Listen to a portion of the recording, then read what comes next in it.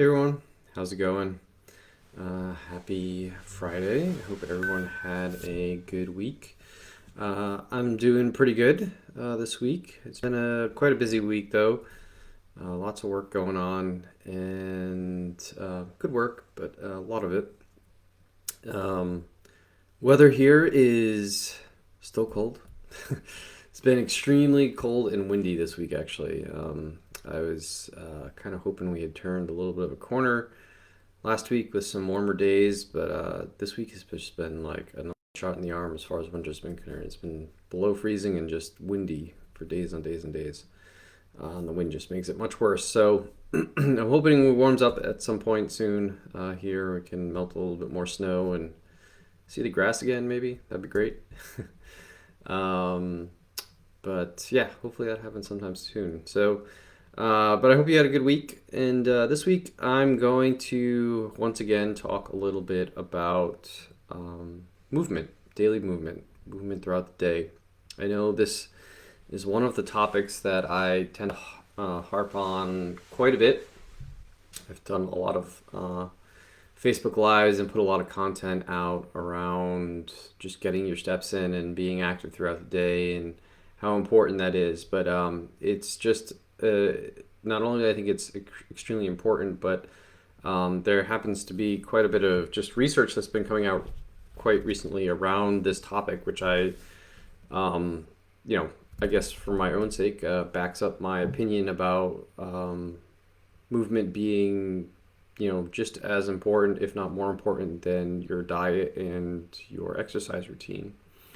And in this recent study that I was taking a look at, and that the guys over at Mass had highlighted in this month's monthly research roundup, they were taking a look at people who are avid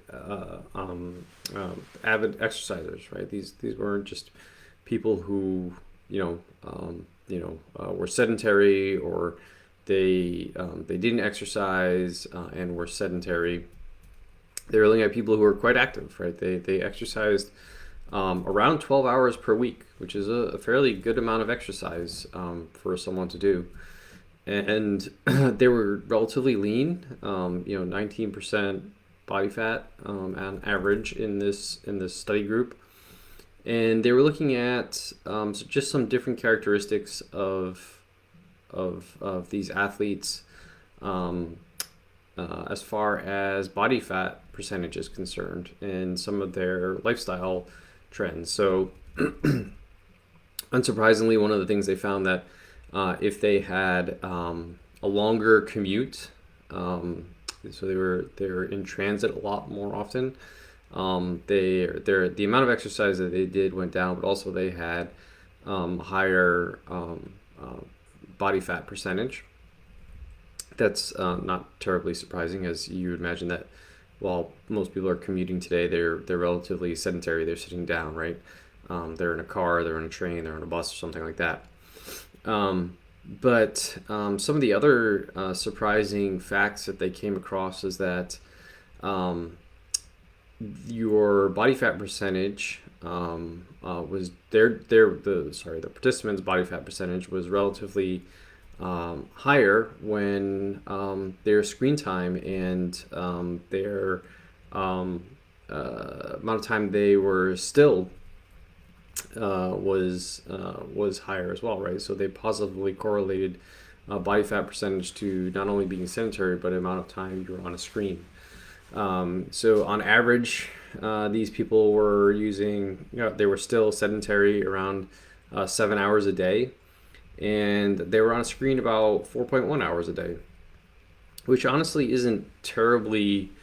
I think that if you are a knowledge worker, someone who works at a computer most days, being sedentary for 7 hours a day is pretty average. You're at work for 8 hours, and I imagine most of that time you're probably going to be still for most of that time. And again, if you're using a computer to get your job done, being on a screen of some kind for 4 hours a day is, yeah, I mean that's That's about right too. I can't say that I don't use screens for more than 4 hours a day, at least during the week. I work at a computer. My job is at a computer, and so when I'm working, I'm at a computer, and I certainly work for more than 4 hours a day. So yeah, I have a screen in front of my face for more than 4 hours a day for sure. And while I do my best while I'm working to move around, I probably during the week, if I were to look at my Oura Ring statistics, I probably relatively still for about 7 hours out of a day. Um, but what I do make sure to do myself in order to kind of mitigate any of these problems, right, from staring at a screen or being sedentary all the time, is that I really consciously inject movement throughout my day into my day. So if you were to look again, I think the Oura Ring is actually a great tool for some of these insights, right? If you were to look at my Oura Ring statistics, lately I've been averaging around 15,000 steps a day usually. And you say, well, how do I go about getting those steps?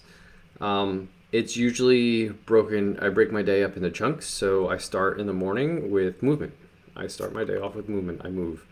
I walk. I get a good maybe 30 minutes or more of walking in the morning, first thing in the morning, before kids get off to school and stuff like that. I'm lucky enough to have a treadmill, especially this time of the year, so I can walk inside the treadmill. And I usually do something at the same time while I'm walking. So something meaningful, like I'm not binge watching a show, but if that's what you're into, go ahead. I binge watch educational videos. I go through, like, lots of times I'll do courses and stuff like that. And that's when I do my coursework. I watch my course material in the morning while I'm on the treadmill on the TV while I'm walking. So that's, I get 30 minutes or more in the morning of walking then. After I get the kids off to school, after I get breakfast and kind of get some work done, then I'll go out for another 20-minute walk. And then I'll come back and do some more work, which like I just did. I just came back from my walk, and now I'm doing this Facebook Live. And then I'll work out in the middle of the day, around midday sometime. So I'll do my workout. So that's another hour or so of active movement.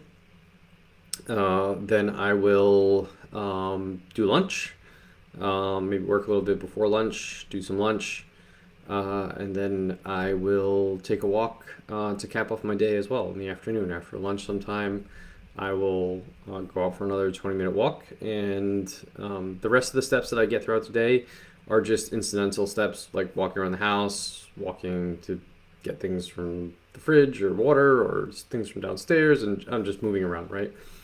Or like walking to make my meals and that type of stuff, right? So all the other steps that don't get accounted in those intentional movement breaks are things that just are incidental steps, right? I think that in order to combat these things, these problems with modern day life of constantly staring at screens or being still, it really takes an intentional effort to do that for most people, right? If you have a job that's more physically demanding, you're not someone who works at a computer, whose job revolves around computers or sits at a desk. Your job is movement. You're moving around all day long. You're a mailman. You're a construction worker. You're a hairstylist. You're someone that's working at a restaurant, walking around. You're a nurse. You get a lot of steps generally just by nature of your job, the thing you have to do. But when you're a knowledge worker that's at a computer all day long, you have to be quite intentional about it. It comes back to one of these habit-based things where you need to build habits around movement. And so I've established certain habits that work in my day for my life to inject those movements into my day. So like I said, I wake up every morning. I get at least 30 minutes of walking in. And then I have those 2 additional walking breaks, once in the morning, once in the afternoon. And that's pretty much every day that I do that. That's every day that I'm working. That's when I do. When on the weekends, when I'm not working, and I just naturally get steps in just moving around. And I don't spend a lot of time sitting on the couch on the weekends.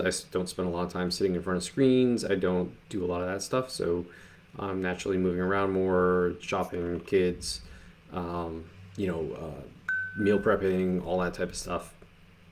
And I just get my steps in naturally. But when it's during the week and I'm working and I'm at a computer, I'm much more intentional about it. And so you just have to establish the right habits along the way to make sure you're moving around more. And now, do you need to get 15,000 steps like I do? No, no way, no way do you need to do that.